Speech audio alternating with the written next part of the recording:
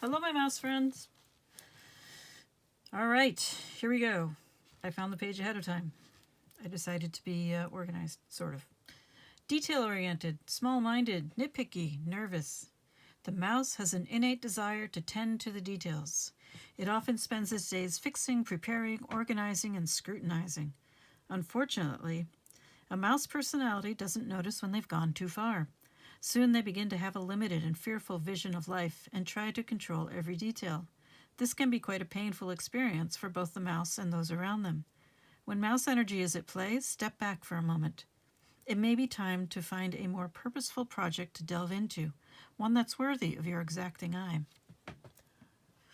I'm getting analysis paralysis from this, so that may be a factor for you as well. When in balance, organized, resourceful, prepared. When out of balance, busy with no purpose. To bring into balance a meaningful project. That sounds pretty good. All right, for the tea leaves, these cards are intended to help you determine whether or not this is your reading. And I usually go for 6 cards, and this time I got 7. So, the 7th card is Mule. Someone is extremely stubborn and unwilling to change. I really, really hope that's not you. Okay, the first card out was December, so that may be a significant month for you. Has been or will be, or both. Man, dealings or relationship with a man. Money path. A path with money is waiting for you to find it. And this one, Diamond, you'll be giving or receiving a precious gift. Star, guaranteed success. And finally, Older Man, dealings or relationship with an older man. So we've got 2 men in this reading so far. Or males. Is that the right word? People who identify as male. Put it that way. Okay. So hopefully that will help you determine whether or not this is your reading. And let's move on to why are you here? I think I'll go with tarot first this time.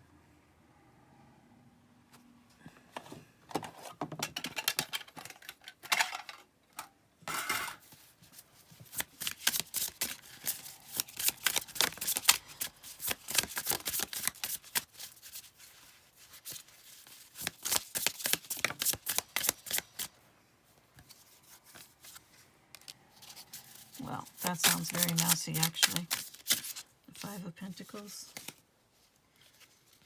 A lot of concerns, even fears, anxiety around material issues. Could be money. I mean, it's a strong likelihood of being money, but it could be other things as well.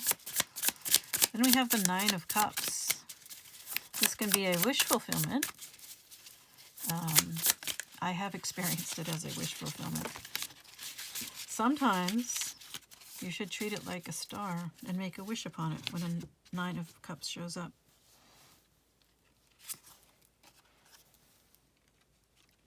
Seven of Swords. 7 of Swords has been coming up for me a lot lately. By that, I mean I've been thinking about it a lot and what it means. Not that it's necessarily active in my life. But I'm seeing it more as an ethical dilemma. There is definitely lies, deceit, and betrayal, or at least the potential for that here. But we have to remember that the perception of betrayal can be different from one person to the next.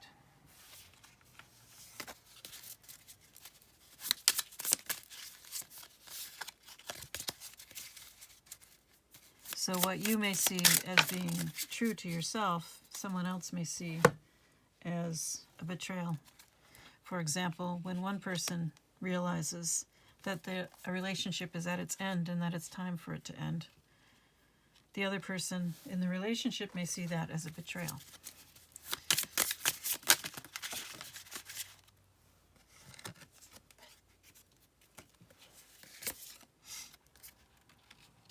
Where the first person may see it as a necessary ending. Perhaps even a necessary evil.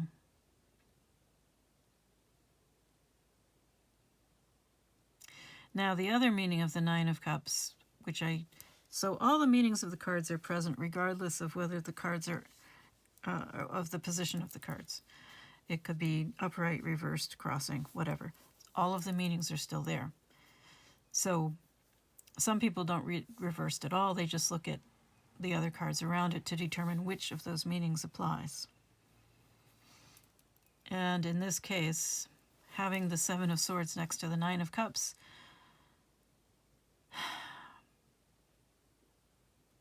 and the Nine of Cups is in the middle of the Five of Pentacles, it looks like somebody is going to feel betrayed if somebody else follows their dreams. That is not unusual. Next we have, well, if you had really supportive people around you, they would support you in your efforts to pursue your dreams, of course. But you have the Queen of Swords in the upright, the Eight of Swords in reverse.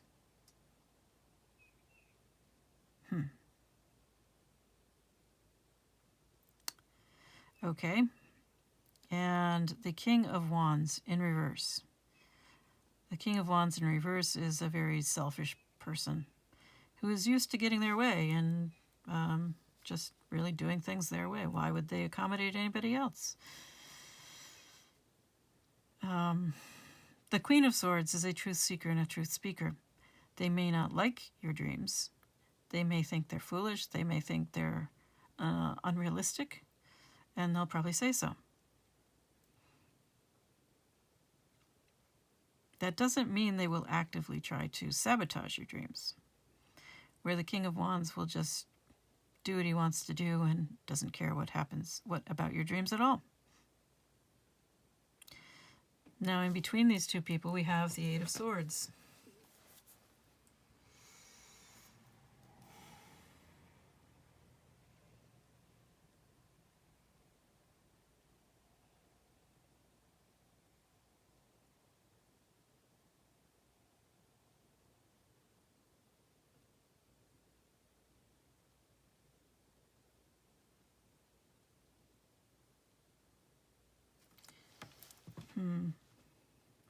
All right, before we go on with that, I'm going to look at this last line. We have the Wheel of Fortune in the upright, the Four of Pentacles in reverse, and the Queen of Wands. Oh, that's interesting. So the King of Wands is above the Queen of Wands. The Queen of Wands is in the upright, so this is someone who is nurturing, warm, caring, also charismatic and fun to be around. The life of the party kind of person. Really enjoys life. Joie de vivre. Okay, Four of Pentacles. Well, this can be holding back, being greedy, being miserly or frugal out of a fear of loss. You have it in the reverse. So this could be a more extreme fear, a really pathological fear, or it can mean learning to let go of that fear. Now the Wheel of Fortune is here, which some can take as, or sometimes can be divine timing, karma, destiny, fate. You have it in the upright, so that also suggests good luck. It's interesting you have two queens here. Now, this Eight of Swords at the heart of your reading. You have it in the reverse. This is one of the cards you want in reverse. The Eight of Swords talks about mental imprisonment. It talks about letting societal programming, family programming, cultural programming dictate your reality. Letting these beliefs become real instead of recognizing that they are a set of beliefs and they can be changed. They are not the bars of a prison. you can walk out anytime. I'm not sure what that creature is in the middle, all curled up. It could even be a mouse. I really can't tell. I find it interesting that you have this curled up creature and this curled up creature. But you don't want to be that tiny curled up creature. You want to be this beautiful poodle living the life of their dreams. I once owned a show poodle. We were her retirement home. The show dogs get retired after about 4 years of age, so they need retirement homes. And perhaps that's what you're looking for. A happy, healthy, abundant retirement. Other thing is, this is another rodent. I'm not positive it's a mouse. The tail doesn't look right to me. But this Queen of Wands may be a mouse. It's interesting that they paired the queen, they paired a mouse with a lion. You know the story of the mouse and the lion, right? And it may be that this lion does indeed have a thorn stuck in his paw. And the mouse, the Queen of Wands, could remove it for him. But the lion has to allow that to happen. Of course, it would be best of all if he could do it for himself. But that's a different issue.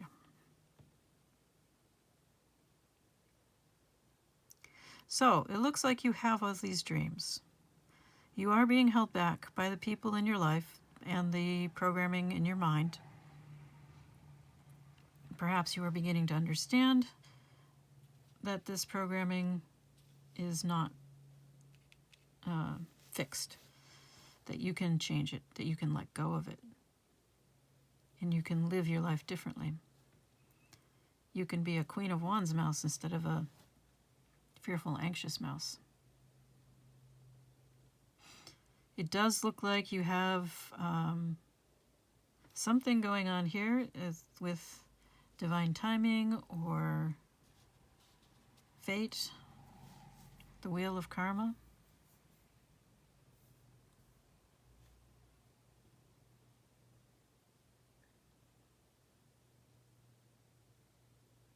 All right. Let's see what the universe has to say to you. What should you be focusing on, perhaps? Let's ask that first. What should you be focusing on? Well, it looks like your mouse ways are useful. You need to do the research and examine the fine print. I don't know on what. Okay.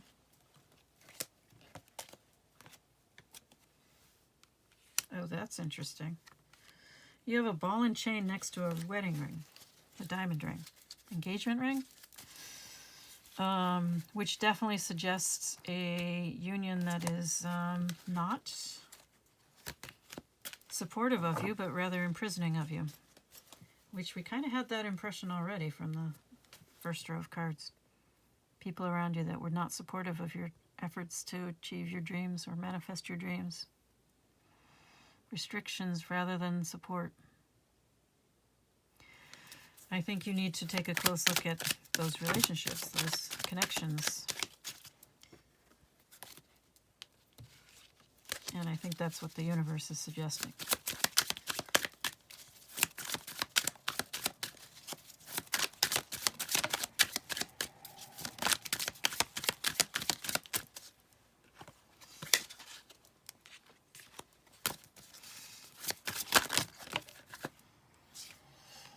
However,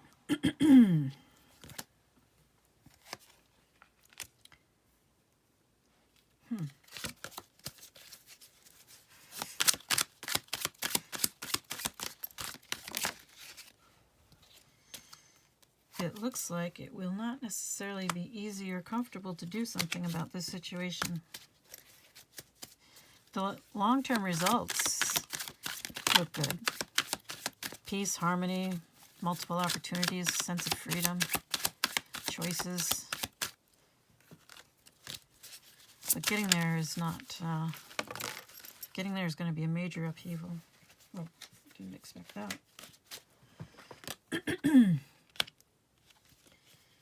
And of course, we have fireworks. So, this can definitely be a passionate connection, or a very happy one, or simply a cause for celebration.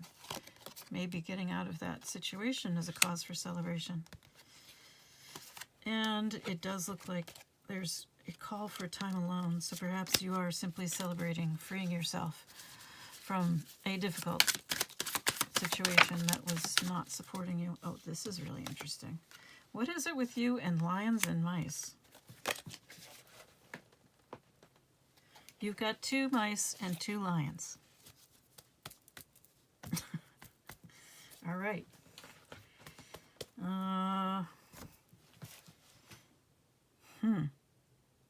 You may want to take a look into what mice and lions might signify to you.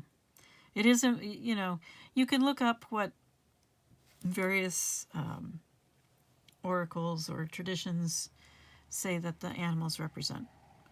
And if that's helpful for you, that's great. But you also need to consider what they mean to you before or apart from what anybody else has to say. Okay? So, what does a mouse mean to you? What does a lion mean to you? What are the first things that come to your mind when you think of a mouse or a lion? You might want to write those down before you go looking at what other people or traditions have to say about them. Because what they mean to you is most likely to be the most meaningful. Did that make sense? That should have made sense. Okay. As far as numbers go, we have 27 popping up twice. I don't see any other repeating numbers. And, okay, so the moose and the lion. I think this is really celebrating your sense of freedom. But it could also be, see, the moose is about time alone, learning to be independent, to be confident in yourself, and brave, and heart-centered, and courageous, developing your leadership skills and your self-esteem. So, I think this is the suggestion for you, is that getting yourself out of this is going to be a big deal.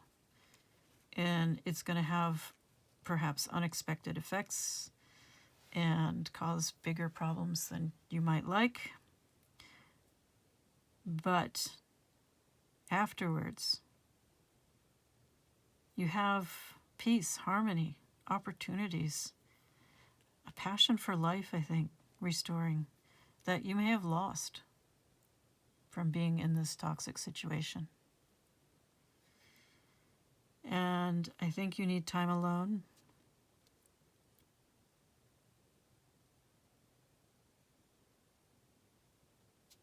To get to know yourself, to do some healing, to become strong enough to be happy alone. So a lot of people think their happiness depends on someone else or something else. You need to take the time to learn that it's within you.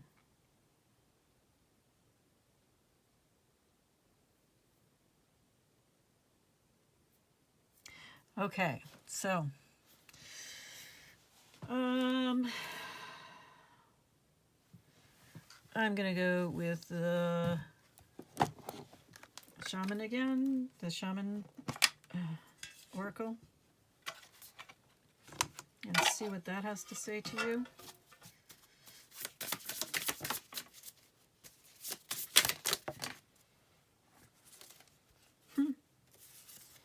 Heart of Sky. Never seen that one before. Of course, I haven't had this deck that long, but that looks beautiful. The Heart of Sky.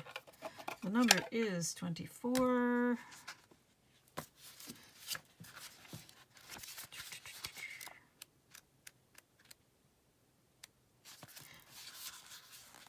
The essence. The heart of sky is the love force that made all creation possible.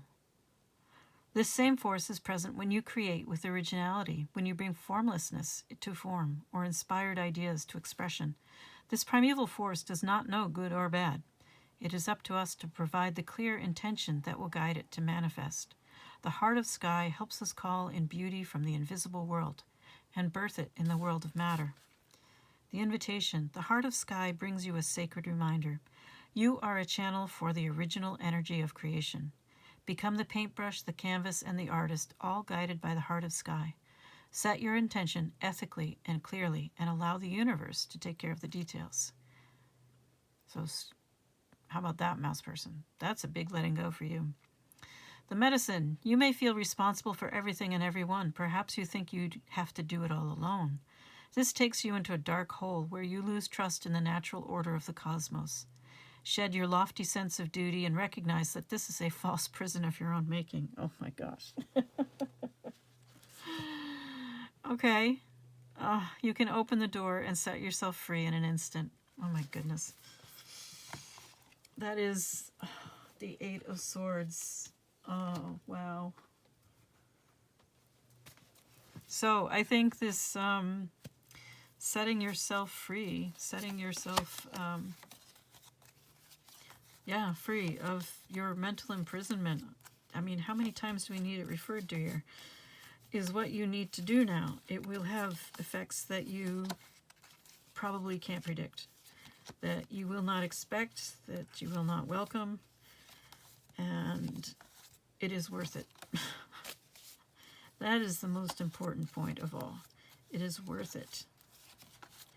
So step out of your mental prison and allow your creativity to shine, to come into being, to be expressed through you. And I had one more thing. I have my Healing Earth Tarot, which is a deck that is out of print. I would love to get a replacement for it, but oh well.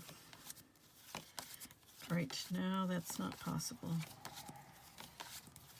Who knows? Maybe a miracle will happen and a lightly used or even completely unused edition of it will come into my hands somehow. Anyway, what I wanted to show you is the Eight of Swords in this deck, because it is the best representation of the Eight of Swords that I have ever seen. Unfortunately, it is hiding from me today. There it is.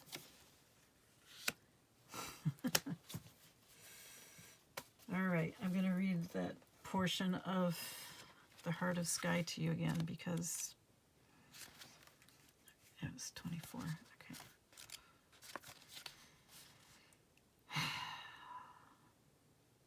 Shed your lofty sense of duty and recognize that this is a false prison of your own making. You can open the door and set yourself free in an instant. Wow, I think that's the theme of this whole reading. You are more free than you realize. You clearly feel bound by something that is not, that is only as real as you allow it to be. So, I am wishing you all the best. I understand that, this is going to be a big deal, setting yourself free of this.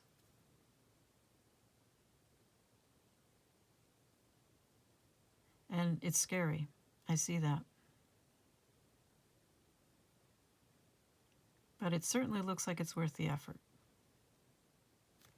You're the one to decide that. It's your life. But I am wishing you all the best no matter what you decide to do. Good luck.